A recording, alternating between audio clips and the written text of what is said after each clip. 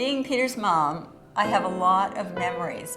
One thing he always wanted to do was to be a physician. One of the hardest parts was that Peter never got to have a medical practice of his own. So my fantasy is that the Dr. Peter Center is his practice, and the participants who come are his patients who come for his healing and his energy. And what I love is a lot of them think that as well. When I come here, I honestly feel his presence. When you start looking through the photos, it really brings back so many memories. And I think about our participants here and wonder if any of them have the kind of life memories that I do. I'm very blessed.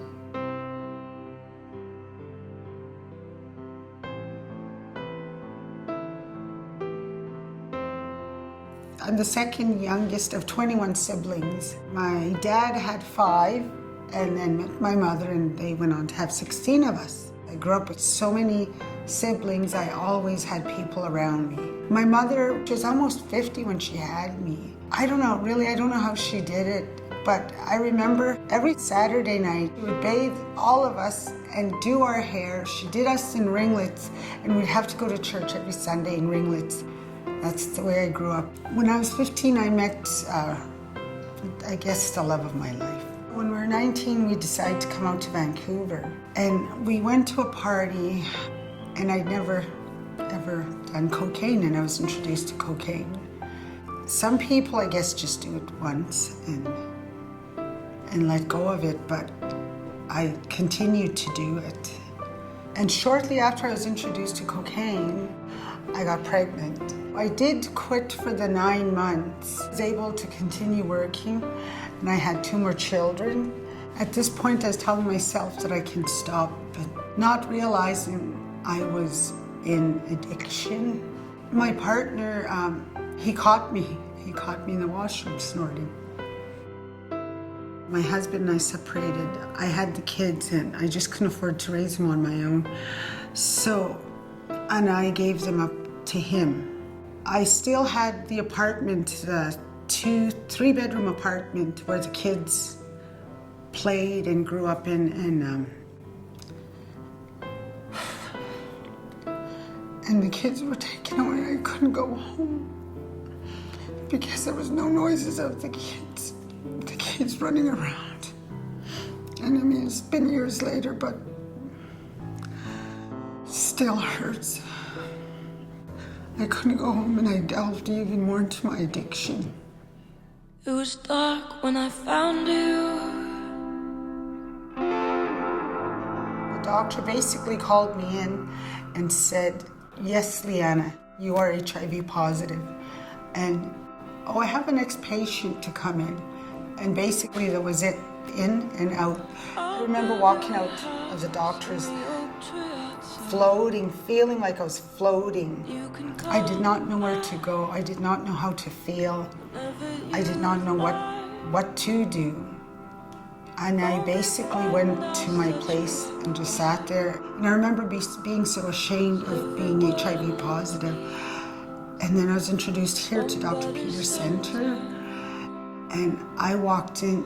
I remember feeling, you mean I'm not the only one that's positive here? They're all positive? And I can be open and I can be myself.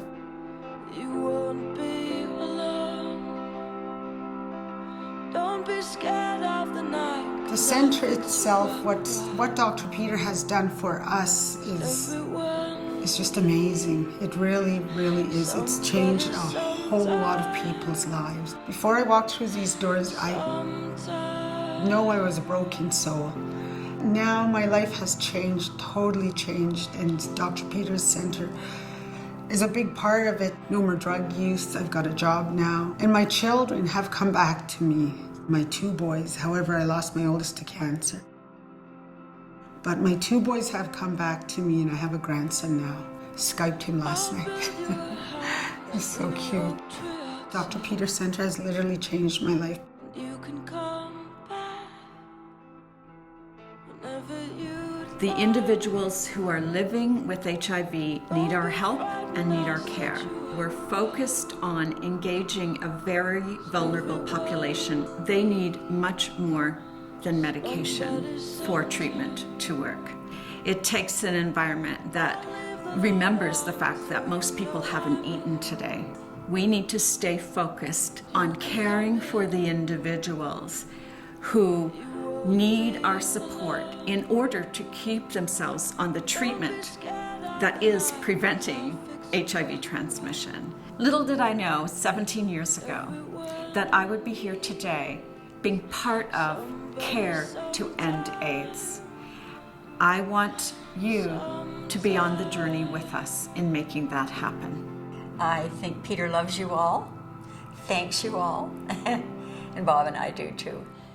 I like to think that there aren't too many people out there who are HIV infected living in real isolation with this problem. When there is so much warmth and compassion, I really hope that all of that's available to everyone if they decide to look for it.